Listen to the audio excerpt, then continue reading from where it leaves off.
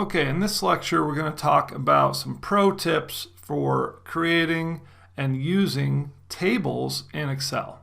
And listen, this is going to be a long lecture and it's going to be a little slow at the beginning because I've got to cover some basics, but bear with me because this is going to have some really power-packed stuff regarding tables and how to use them and things that a lot of people either don't know or have forgotten they could do when it comes to tables. And it's going to get better and better as the video progresses. So stick with me and this is going to be really cool. The first thing to know about tables is that you have to create a table. And if you look at our little example here, you may recognize this from my other courses. This is our kitchen remodel cost worksheet. It's just stripped of all the formatting and I've taken away the kitchen remodel cost header. And what we're going to do is take this simple range and we're going to turn it into a table, and then we're going to do all kinds of cool stuff with it. So the first thing you have to do to make a table is to click into the range and you go up to Insert and Table. You can also hit Control T and that will create a table.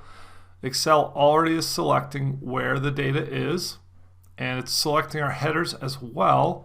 But we also have this box checked that says my table has headers. If you don't have headers, then uncheck that box. And if you need to reselect the data in your table, then you can click here and you can just go drag and select. And when you release, it'll come back and you click OK. And that's going to create our table. And you'll notice that in our ribbon, it immediately jumps over to this new Design tab for our table tools. And it does some awesome things to our table. It gives us little filter drop downs. It gives us some cool formatting. And you'll also notice this little green arrow down here in the bottom, which is showing the outer limits of our table. So again, I'm going to ask you to bear with me through a couple of basics here, and then we're going to get into some really cool stuff. Okay, so the first thing about tables is the formatting. And if you cruise up here to the table styles, you'll notice that you have a ton of options, and you can even open up this drop down and you can just hover over these to preview different styles. And I'm a big fan of this black and gray one, so I'll just select that. And then it immediately updates our formatting to make it look really sharp. And then you have some cool options here too. For instance, if you don't want these little filter drop downs there, you can undo that. Click it to bring it back. And while we're talking about those, do you notice how they cover up my headings? Pretty annoying, right? Well, if you double click on the side of the column, then it will expand those columns to fit everything in there so it looks better. You could also left justify all of these, right? By going to Home and left justify, and sometimes that makes it a little cleaner and a little easier so you're not having that problem. And then if you wanted to size these back down, you could. Let's go back to you have to click back into our table to get to our design tools again. You can do some different formatting. You can create banded columns where it creates bands downward. You can bold the last column. See, the total row is now bolded. You can bold the first column. You can remove the banded rows. You can remove the header row if you just don't want to see that. And then one of the coolest formatting things is that you can add in a totals row. You just click that button and it immediately creates a subtotal down here. And I'm going to get into this in a little bit, but first let me get into a couple of things you want to be careful about when working with tables. Now, let's say that I wanted to turn this back into a range. I can just go up here and click this Convert to Range button, and what's going to happen is it's going to keep a lot of the formatting. It'll get rid of these drop downs and so forth, but it'll keep the formatting. The problem is if I then convert it back into a table, that formatting is sort of permanent, meaning I won't be able to just toggle through these different styles. and get whatever I want. I'm going to be stuck with this if I convert it to a range and back to a table. So if you're going to go back to a range, what I recommend is scrolling all the way up, or actually here, we'll do the drop down. Go up to this one right here. This is the none. In other words, no styles on this. Click none, and then we can go click in there, convert to range. Yes, I want to convert it to a range. And there we go. Okay, and that kept our total row, but it got rid of all the other formatting. Okay, anyway, let's go back to insert table. Click OK. And you'll notice that that actually changed what's happening down here, which I don't like. I want to go back to my regular subtotal style, so I'm going to go ahead and delete this. There we go. So now we're back to our regular thing, and we can go back up here and click totals row, and it'll give us this nice totals row. The reason I want this specific totals row is because this is a really powerful tool. If I click into this totals row, I have a little drop down now. Now when I click on this drop down, look at all these other functions it gives me. Like for instance, if I just wanted to do a count of these rows, I can click count. There are 8 entries. If I want the maximum, in other words, the biggest number in my totals row, I click maximum, and it brings back 2400, which is my flooring. So I have all of these options. You can even go to more functions here, right? Now, often what you'll just use is the sum, but you have those options. You can also go over to these columns and do the same thing. See, I have the drop down here. If I wanted to know how many quantities of items that I have, I could also sum this. So I know that I have 438 different little pieces, right? Okay, and then if you want to get rid of that, you just click none. If you want to get rid of this, you can just click into that, hit enter, and it'll get rid of all your drop downs. Okay, so that's how you use a subtotal row with some functions, which is amazing. Let's talk about inserting additional rows. If I go in and highlight these rows and I right click and go to insert, it's going to plop 4 new rows in there. And you might say, well, that's nothing special, but they're formatted exactly like everything else in the range. So if I add in an item, well, let's go here, and I call this railings. Oh, you know what? Okay, I made a mistake. So you'll notice it's not showing our formulas over here, which means that basically I kind of broke the table. Because anytime you add rows into a new table, it should continue to have your formatting and your formulas. But I messed it up when I included this totals row from our range when I converted it. So here's what I have to do. I'm going to delete these. All right, that gets us back to having all of our formulas here. I'm going to get rid of the totals row. I'm going to go back to no formatting. Now I'm going to convert it to a range. I'm going to say yes. And now I'm going to convert it back to a table.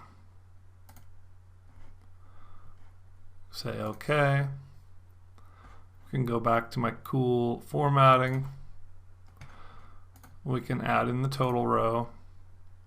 Okay. Now I should be able to add these rows in by right clicking insert rows. Okay, now it's working. So see what happened, because I'm in a table, it automatically assumed that if anything's going to be inside here, it's going to follow the same format. So it put these back in here. The reason it didn't work before was because when I had the range, right, which covered this whole area, and I confused it by having this subtotal row in here with the range when I converted it back to a table. Okay. But the beauty here is when I want to add things into my table now, let's see if I want to do some railings, and there are 2 of them, and they're $300, then everything updates. And I don't need these 2, so I'll get rid of those. So not only does it update, but this is a cool thing. you've seen how to insert rows. What if I wanted to hide some rows? Like for instance, let's say I didn't want any of these top items here. Okay? I'm going to hide these rows and I want to see how much the other items will cost. I right click and go down to hide, and that gets rid of those rows, and you'll notice that there's now a little bar here between row 1 and row 6 to show me that there are some hidden rows. But the cool part is our subtotal function only totals the rows that are shown. And let me show you why this is cool. Let me just open these back up. If you double click, your rows will reappear. Let's do a sum function, a simple sum function down here. And we're just going to do a sum of these rows. Same as this, right? Hit enter. It gives us the same number, but watch what happens when I now hide these rows. The sum function is still referring to every row in this table, even the ones that are hidden.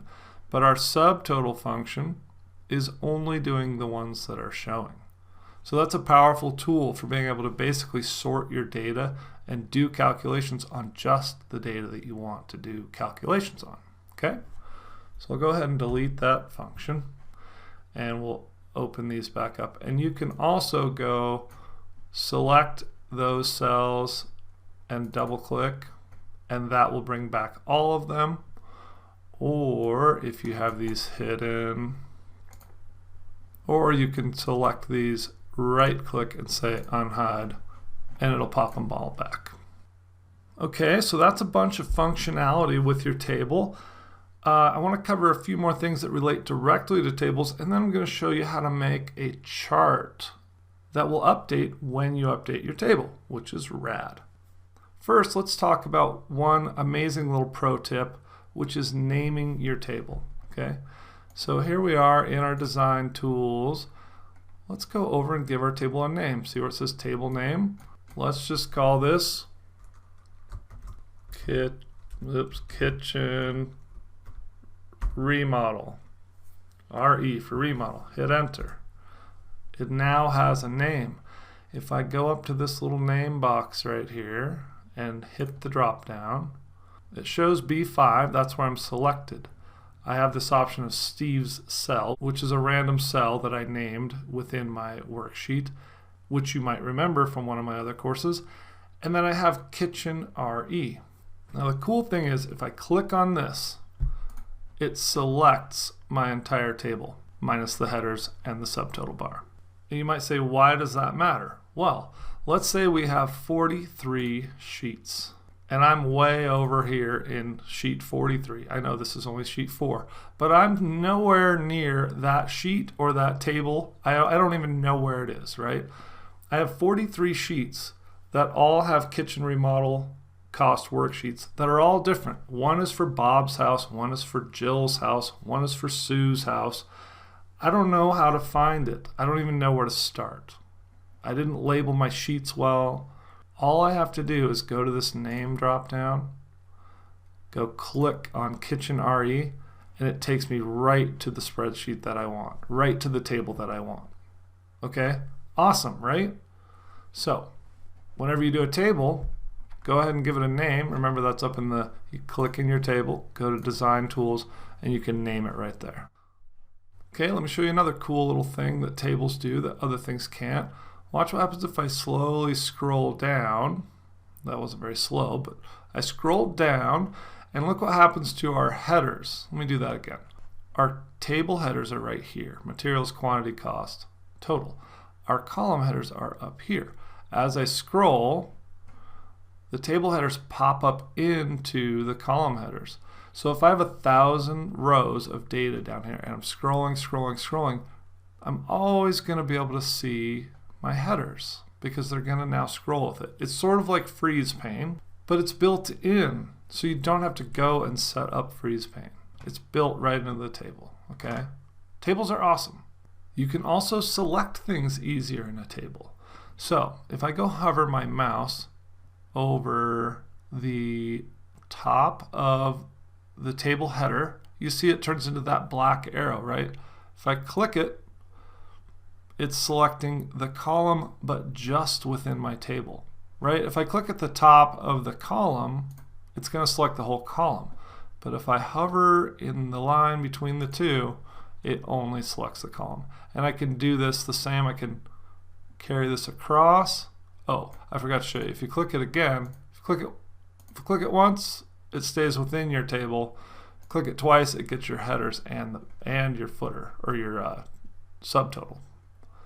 And then if I click it and drag it across, I can select the whole thing. Okay? So again, I can select that, click, oops, I keep doing that wrong. Click, drag, select the whole thing. You can also do that with the rows, just selecting the row. Or I can hover over the outside edge where I get the 4 arrows and click it, and I'll select the whole table. So those are some awesome little selection techniques. And then really importantly, going back to this green arrow down here, if I hover over that, see that I get the little double-ended arrow? I can grab it and I can expand my table down or across, and that will basically populate the same kind of formatting into these cells and make it part of my table.